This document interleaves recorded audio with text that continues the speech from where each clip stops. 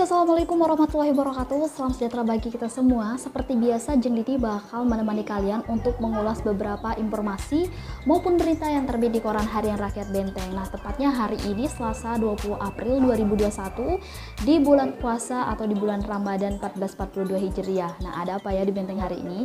Tapi sebelum Jeng Didi lanjut, Jeng Didi bakal mengingatkan kembali untuk kalian jangan lupa like, subscribe yang belum subscribe, serta share ke semua media sosial yang kalian punya. Nah, untuk berita utama hari ini ada klarifikasi berujung ricuh, Waka 2 dan Sekda luka. Dilaporkan dari Karangtinggi, DPRD Bengkulu Tengah kemarin meminta klarifikasi kepada Badan Pertimbangan dan Kepangkatan Benteng. Ini terkait dengan pelaksanaan mutasi pejabat eselon 3 dan 4 yang digelar Kamis 15 April 2021 lalu. Sayangnya klarifikasi yang berlangsung di ruang Ketua DPRD ini malah berujung ricuh, diduga terjadi perselisihan paham antara Ketua DPRD Budi Suyantono dan Waka 1 Peri Haryadi dengan Waka 2 Evi Susanti. Lantaran diduga tersulut emosi, Evi Susanti sempat memecahkan kaca meja hingga mengakibatkan ia terluka di bagian tangan. Bahkan Setdakap Benteng Edi Hermansyah PhD ini ikut terluka lantaran berupaya mencegah Evi yang sedang dalam kondisi emosi. Apa yang terjadi pada hari ini, mohon maaf seluruh kawan-kawan media dari seluruh lembaga anggota DPRD termasuk Sekretariat DPRD Bengkulu Tengah dan masyarakat Bengkulu Tengah. Kiranya ini tidak terjadi, tetapi ini adalah kesalahpahaman kita terkait tidak menerimanya mutasi yang dilakukan oleh Pak Bupati pada tanggal 15 kemarin.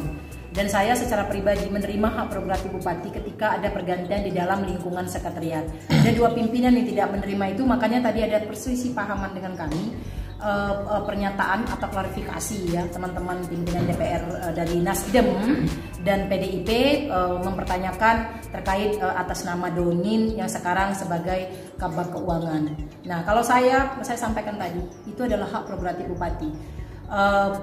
Kenapa saya katakan itu hak prerogatif Bupati? Karena staf itu adalah anak buah beliau dimanapun ditempatkan, mereka punya NIM gitu. Nah, jadi kemudian dua pimpinan ini mempertanyakan kenapa diganti. Justru saya yang mempertanyakan itu, makanya tadi ada keributan, keselisih pahaman. Bahwasanya ada apa dengan Kabar Keuangan yang lama ketika tidak boleh diganti oleh dua pimpinan tersebut tadi. Saya hanya mempertanyakan itu. Akhirnya kita ribut dan persoalan ini nanti mungkin akan kami bawa sampai ke Pak Bupati, mungkin di sampai ke aparat ya, karena tangan saya memang posisi luka, sekarang mau di puskesmas kita akan visum ya kejadian ini, dan saya menyatakan ketidaksenangan saya terhadap apa yang terjadi pada hari ini. Terima kasih. Bu, kalau yang luka itu karena apa? Bisa dijelaskan Ibu? Ini tadi kena kaca ya, kaca nggak tahu di ruangan ketua. Saya menyatakan atas apa yang terjadi di ruangan ketua pada hari ini, dan saya menyatakan ketidaksenangan saya sebagai pimpinan DPR karena saya juga berhak untuk berbicara dan menjelaskan apa yang terjadi. Itu saja. Untuk berita selanjutnya masih halaman utama, yaitu lusa 40 warga gelar aksi di Kejari. Jika tidak ada aral melintang nih, sebanyak 40 warga yang tergabung dalam Gerakan Rakyat Sadar Hukum Indonesia atau GRASI Bengkulu Tengah dan Lembaga Swadaya Masyarakat atau LSM Pekat kembali menggelar aksi. Jika sebelumnya di depan kantor Kejaksaan Tinggi Bengkulu, lusa akan digelar di depan kantor Kejaksaan Negeri Benteng. Nah, Ketua Gerasi Benteng Nasir Wandi ini mengatakan, adapun perihal tuntutan yang disampaikan diantaranya meminta Kejari Benteng ini melakukan pengusutan tuntas kegiatan rencana detail tata ruang atau RDTR 2013 dan 2014 ini yang saat ini dalam tahapan sidik.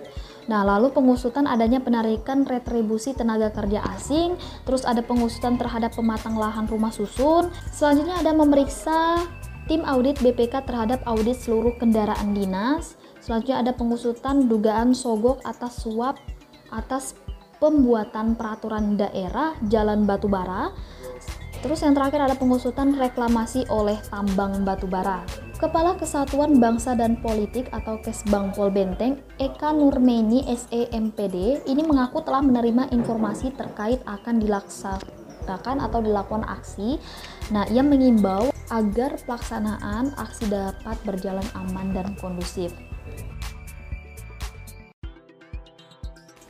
Nah, untuk berita selanjutnya ini dari halaman edukasi, yaitu 35 guru SMK atau SMA Benteng naik pangkat. Sebanyak 35 guru SMA atau SMK di Kabupaten Bengkulu Tengah ini menerima surat keputusan kenaikan pangkat di SMK Negeri 2 Benteng kemarin. Nah, SK ini diserahkan langsung oleh Sub Bidang Kepangkatan Badan Kepegawaian Daerah Provinsi Bengkulu.